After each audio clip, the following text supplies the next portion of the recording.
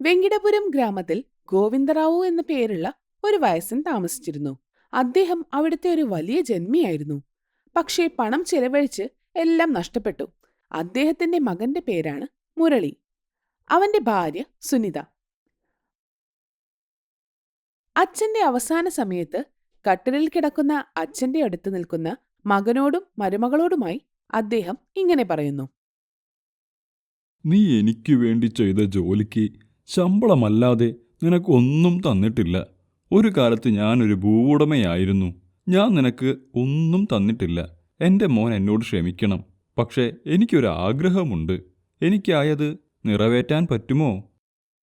അങ്ങനെ അദ്ദേഹം മുരളിയോട് ചോദിക്കുന്നു. അപ്പോൾ മുരളി ഇങ്ങനെ പറയുന്നു: പറയൂ അച്ഛ, നിങ്ങളുടെ എല്ലാ ആഗ്രഹങ്ങളും ഞാൻ നിറവേറ്റും. അതിന് ഗോവിന്ദറാവു ഇങ്ങനെ മറുപടി പറയുന്നു: ഒരു കാലത്ത് നമ്മുടെ കീഴിൽ 100ഓളം ആളുകൾ ജോലി ചെയ്തിരുന്നു.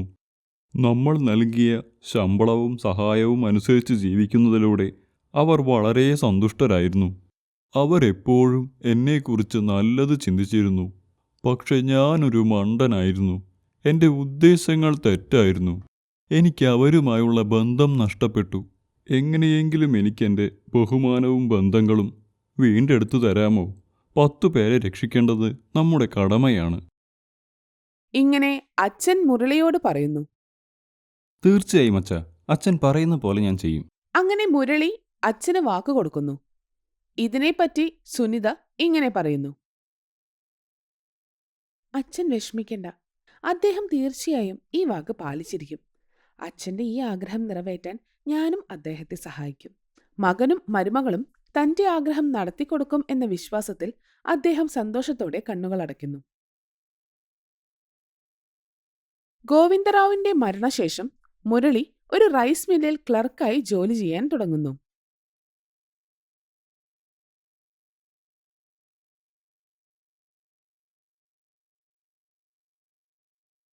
സ്വർഗത്തിലുള്ള അച്ഛന്റെ അനുഗ്രഹം കൊണ്ടോ അവന്റെ കഠിനാധ്വാനം കൊണ്ടോ മുരളി ആ റൈസ് മില്ലിന്റെ ഉടമയാകുന്നു. അങ്ങനെ മെല്ലെ മെല്ലെ അച്ഛന്റെ ആഗ്രഹം അവൻ നിറവേറ്റുന്നു. ഒരിക്കൽ രാമയ്യ മുരളിയോട് ഇങ്ങനെ പറയുന്നു: മോനെ മുരളി, ഇത് നിങ്ങളുടെ മാതാപിതാക്കളുടെ അനുഗ്രഹമാണോ അതോ എൻ്റെ ഭാഗ്യമാണോ എന്നെനിക്കറിയില്ല. പക്ഷേ നിങ്ങൾക്ക് കീഴിൽ ജോലി ചെയ്യുന്ന ആളുകളെ നിങ്ങൾ നന്നായി പരിപാലിക്കുന്നു. നിനക്ക് ശരിക്കും വലിയ ഹൃദയമുണ്ട്. നിങ്ങളെപ്പോലെ ആരും ഉണ്ടാവില്ല. ഞങ്ങളെ സ്നേഹിക്കുകയും പരിപാലിക്കുകയും സഹായിക്കുകയും ചെയ്യുന്നവർ. പക്ഷെ നീ വളരെ വലിയവനായിട്ടും നീ ഇതുവരെ ഒരു കുട്ടിക്ക് ജന്മം കൊടുക്കുന്നതിനെപ്പറ്റി ചിന്തിച്ചില്ലല്ലോ. ഒരു ജോലിക്കാരൻ ചെറിയ വായിൽ വലിയ വർത്താനം പറയുന്നതായിട്ട് ചിന്തിക്കില്ലല്ലോ, അല്ലേ? ഞാൻ പറഞ്ഞതിനെപ്പറ്റി വിഷമിക്കേണ്ട. സമയമാകുമ്പോൾ കാര്യങ്ങൾ പലതും ചെയ്യേണ്ടതുണ്ട്. അങ്ങനെയൊന്നുമില്ല. എൻ്റെ അച്ഛനായിരിക്കാം നിങ്ങളെക്കൊണ്ട് എന്നോടിങ്ങനെ പറയിപ്പിച്ചത്. എൻ്റെ അച്ഛൻ്റെ ആഗ്രഹം എങ്ങനെ നിറവേറ്റാമെന്ന് ചിന്തിക്കാൻ ഞാൻ ഒരുപാട് വർഷങ്ങൾ ചെലവഴിച്ചു. പക്ഷെ ഞാനൊരു കുട്ടിയെക്കുറിച്ച് ചിന്തിച്ചപ്പോൾ ഞാൻ നിങ്ങളുടെ വായിൽ നിന്നത് കേട്ടു. ദൈവം നമുക്കൊരു കുട്ടിയെ തരുന്ന സമയമാണെന്ന് ഞാൻ വിശ്വസിക്കുന്നു. ഇതേ സമയം മറ്റൊരിടത്ത് സുനിത ജോലിക്കാരോടുകൂടെ വീട്ടിൽ ജോലി ചെയ്തുകൊണ്ടിരിക്കുകയായിരുന്നു. അപ്പോൾ അവിടുത്തെ ജോലിക്കാരി മങ്കമ്മയുടെ 6 വയസ്സായ കൊച്ചുമകൾ വന്ന് സുനിതയോട് ഇങ്ങനെ പറയുന്നു: കൊച്ചമ്മേ കൊച്ചമ്മേ, നിങ്ങൾ എനിക്ക് പഠിപ്പിച്ചു തന്ന കളി ഞാൻ എന്റെ എല്ലാ കൂട്ടുകാരെയും പഠിപ്പിച്ചു. അവർക്കത് ഇഷ്ടമായി. ഇതുപോലെ ഇനിയും കളികൾ എനിക്ക് പഠിപ്പിച്ചു തരോ? മോളെ, ഇന്നല്ല, നാളെ പഠിപ്പിക്കാം.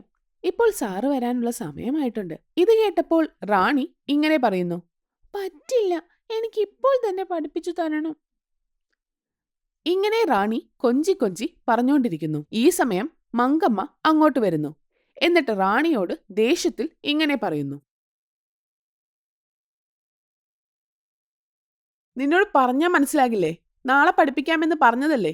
ചെല്ല്, വീട്ടിൽ അച്ഛൻ വന്നിട്ടുണ്ടാകും. പോയി അച്ഛന്റെ കൂടെ കളിക്കി. ഇത് കേട്ടതോടെ റാണി വിഷമിച്ച് അവിടുന്ന് പോകുന്നു. അപ്പോൾ സുനിത മങ്കമ്മയോട് ഇങ്ങനെ പറയുന്നു: എന്തിനാ കുട്ടികളോട് ദേഷ്യപ്പെടുന്നേ? സ്നേഹത്തിൽ പറഞ്ഞാൽ അവർ കേൾക്കില്ലേ? കൊച്ചമ്മേ, കുട്ടികളെ ഇങ്ങനെ ലാളിക്കരുത്. തെറ്റും ശരിയും പറഞ്ഞു കൊടുക്കണം. നിങ്ങൾ വേഗം തന്നെ ഞങ്ങൾക്കൊരു കുഞ്ഞിനെ താ. ഞങ്ങളുടെ കുഞ്ഞുങ്ങളെ നിങ്ങൾ എത്ര നന്നായാണ് നോക്കുന്നത്, അതുപോലെ നിങ്ങളുടെ മക്കളെ ഞങ്ങൾ എത്ര നന്നായി നോക്കുമെന്ന് കാണിച്ചു തരാം. നിങ്ങൾ എത്ര നാളായി ഞങ്ങളുടെ കൂടെ? നിങ്ങൾ ഞങ്ങളുടെ നല്ലതിനു വേണ്ടിയേ പറയൂ എന്ന് ഞങ്ങൾക്ക് ഉറപ്പുണ്ട്. എന്തായാലും ഞങ്ങൾ എത്രയും പെട്ടെന്ന് തന്നെ നിങ്ങൾക്കൊരു കുട്ടിയെ തരാം. ഇത് കേട്ട് മങ്കമ്മ സന്തോഷത്തോടെ അവിടെ നിന്ന് പോകുന്നു. അന്ന് രാത്രി മുരളിയും സുനിതയും ഉറങ്ങുന്നതിന് മുമ്പ് സുനിത ഇങ്ങനെ പറയുന്നു. ഇന്ന് മങ്കമ്മ ഒരു കുഞ്ഞിനെ കൊടുക്കാൻ പറഞ്ഞു. പെട്ടെന്ന് എന്തുത്തരം പറയണമെന്നറിയാതെ പെട്ടെന്ന് തന്നെ തരാമെന്ന് പറഞ്ഞ് ഞാൻ കാര്യം അവസാനിപ്പിച്ചു. ശരിക്കും അതേ സംഭവം തന്നെയാണ് ഇന്ന് എനിക്കും സംഭവിച്ചത്. രാമയ്യ പറഞ്ഞു, കുട്ടിക്ക് ജന്മം കൊടുക്കുന്നത് വൈകി, നമ്മൾക്ക് ഉടൻ ഒരു കുഞ്ഞു വേണം. ഒന്നും മനസ്സിലാവാതെ ഞാനെല്ലാം ദൈവത്തിന് വിട്ടുകൊടുത്തു. ചേട്ടാ, ഡോക്ടർ പറഞ്ഞത് നമുക്ക് കുട്ടികളുണ്ടാകില്ലെന്നല്ലേ? നമ്മളെ സ്നേഹിക്കുന്നവരോട് ഇത് നമ്മൾ എങ്ങനെ പറയും? അതുമല്ല, നമ്മുടെ വയസ്സാം കാലത്ത് ആര് നമുക്കൊരു തണലാവും?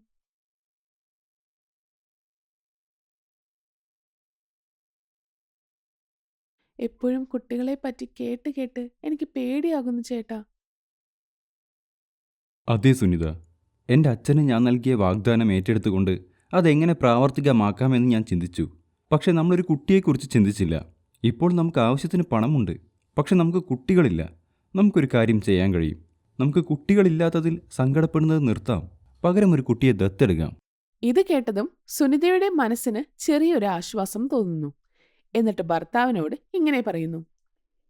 ഇത് നല്ലൊരു കാര്യമാണ്. ഇതിനു മുകളിൽ നമുക്ക് നല്ലൊരു തീരുമാനമെടുക്കാം. അടുത്ത ദിവസം രാവിലെ മുരളി ജോലിക്ക് വേണ്ടി പോകുന്നു. സുനിത ഡൈനിങ് ടേബിളിൽ ബ്രേക്ക്ഫാസ്റ്റിന് പല ഐറ്റംസ് കൊണ്ടുവയ്ക്കുന്നു.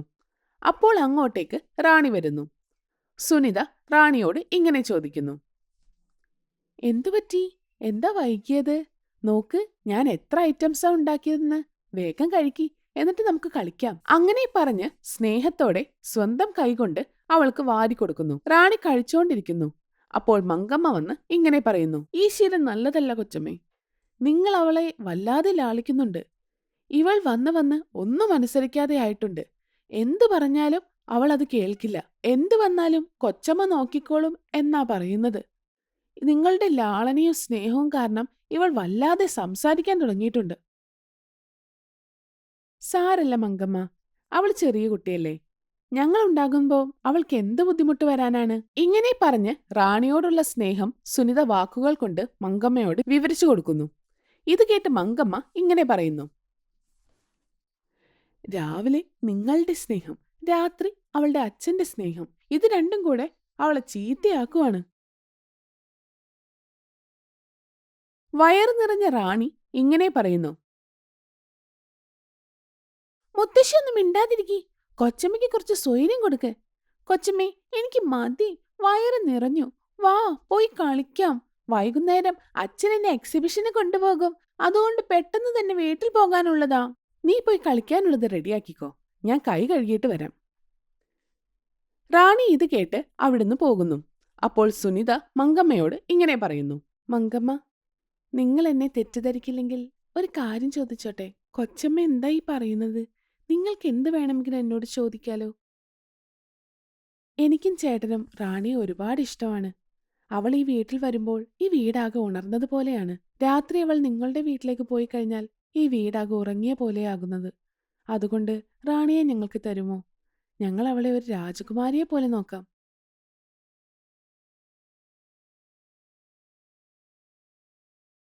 കൊച്ചമ്മേ, നിങ്ങൾ അവളെ എത്ര നന്നായിട്ടാ നോക്കുന്നതെന്ന് എനിക്കറിയാം. പക്ഷെ അവളുടെ അച്ഛന് അവളെന്ന് വെച്ചാൽ ജീവനാണ്.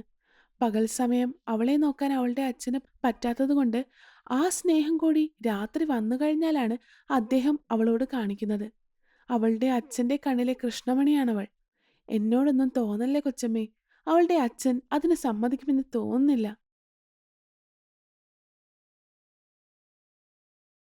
അങ്ങനെയാണോ കാര്യം മങ്കമ്മ?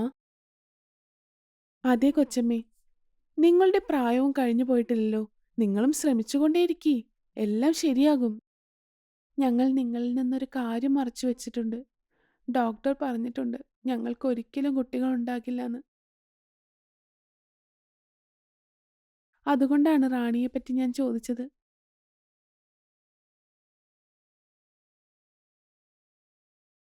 കൊച്ചമ്മേ, സത്യമാണോ? ദൈവം എന്തൊരു അന്യായമാണ് കാണിക്കുന്നത്. എന്നാൽ ഒരു കാര്യം ചെയ്യാം. നിങ്ങളൊരു അനാഥാശ്രമത്തിൽ നിന്ന് ഒരു കുട്ടിയെ എടുത്തു വളർത്താൻ നോക്കുന്നത് നന്നാവും. ഈ കാര്യം സുനിതയ്ക്ക് ഇഷ്ടപ്പെടുന്നു. വേറെ ഒരു വഴിയുമില്ലാതെ അനാഥ കുട്ടിയെ എടുത്തു വളർത്തുന്നതാ നല്ലതെന്ന് അവൾക്ക് തോന്നുന്നു.